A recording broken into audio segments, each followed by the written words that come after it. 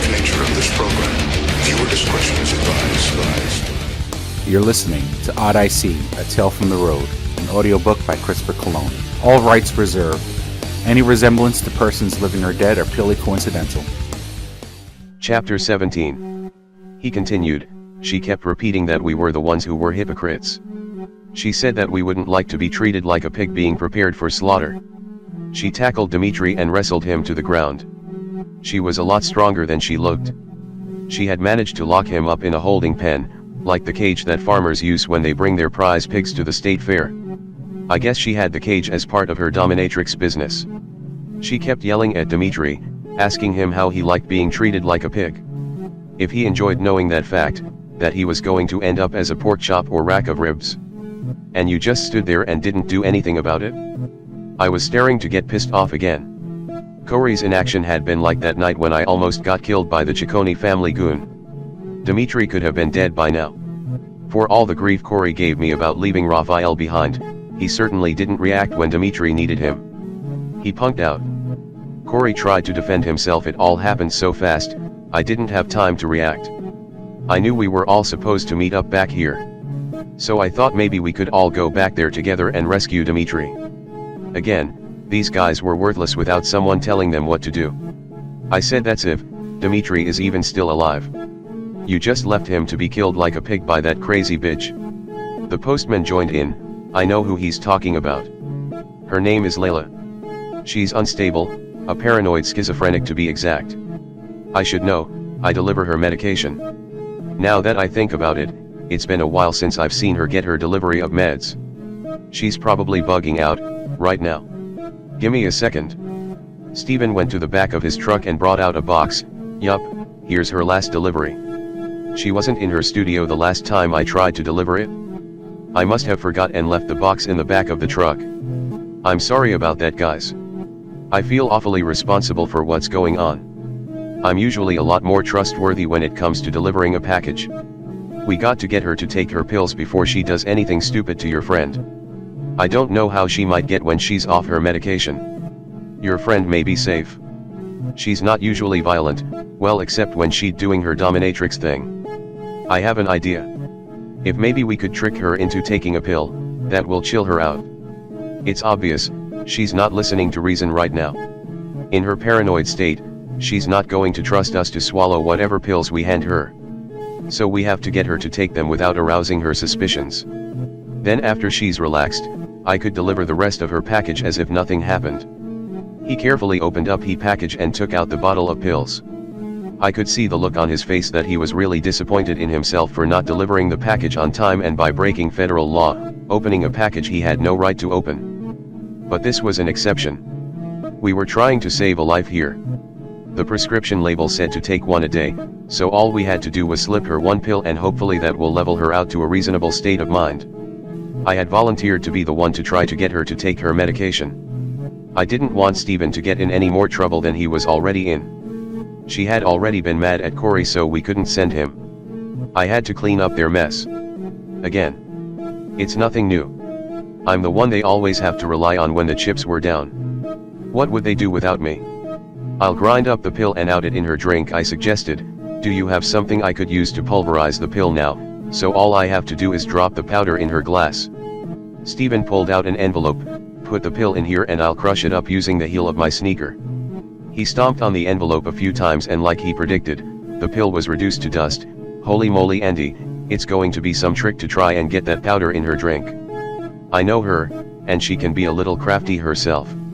If she catches on to what you're doing, you have to take charge. She's spent too many years controlling men. She's not used to a man dominating. That's why she does what she does. She's got daddy issues, and she's been taking it out on paying strangers for years. If you assert yourself, she'll respond. Order her drink it. Once you let her know you're not a weak man, she'll follow you, like a loyal puppy.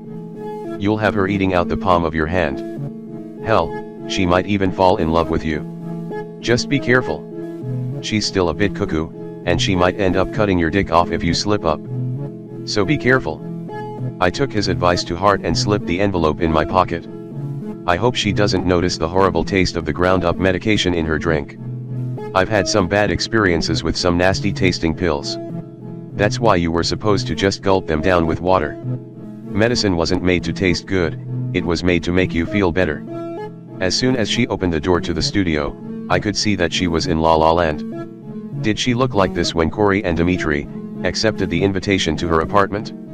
If she did, it was no shock that she was bound to do something screwy. She had a vacant, glassy look in her eyes. She was looking at me, but that was no indication of what she was seeing inside her head. She looked delusional, confused, and disoriented.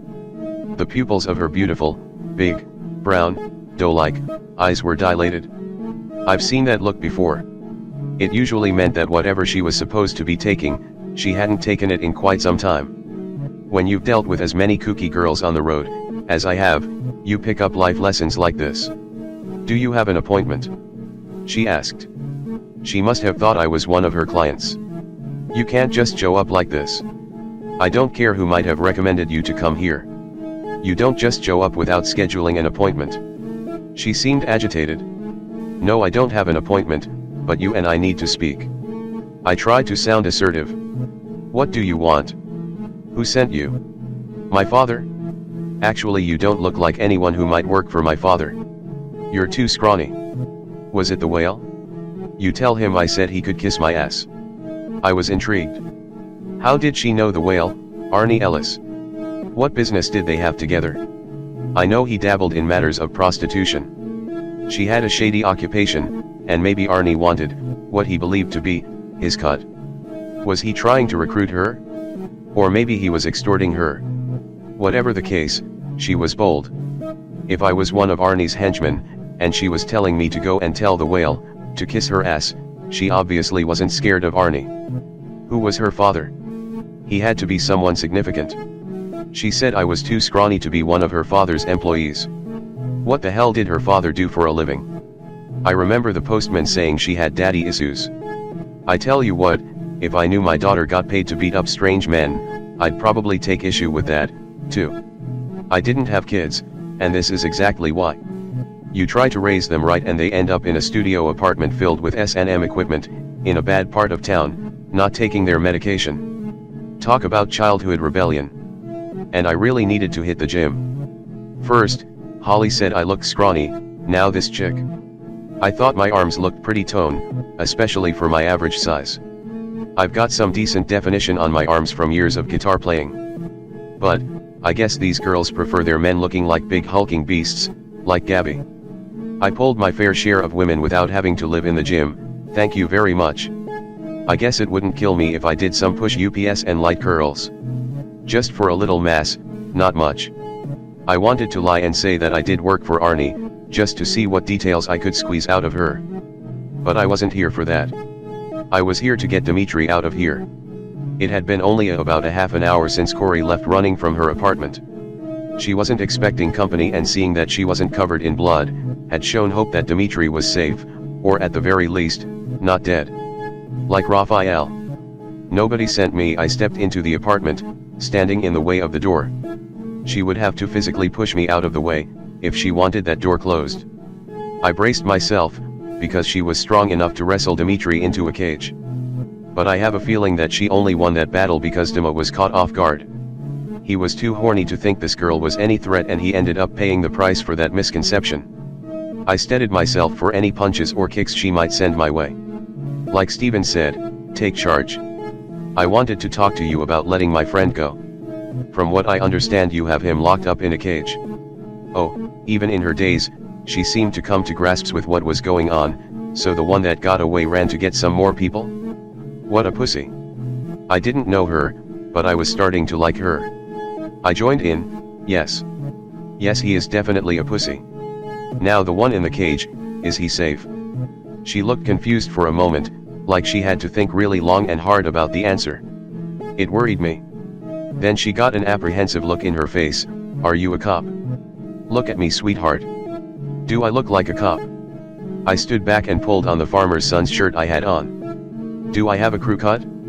Do I have a walrus mustache? You said yourself, how scrawny I am. How many scrawny cops do you know? You never know. You could be undercover? You could be. A weird look of understanding came to her face. But in her state of mind it was a misunderstanding. I know who you are.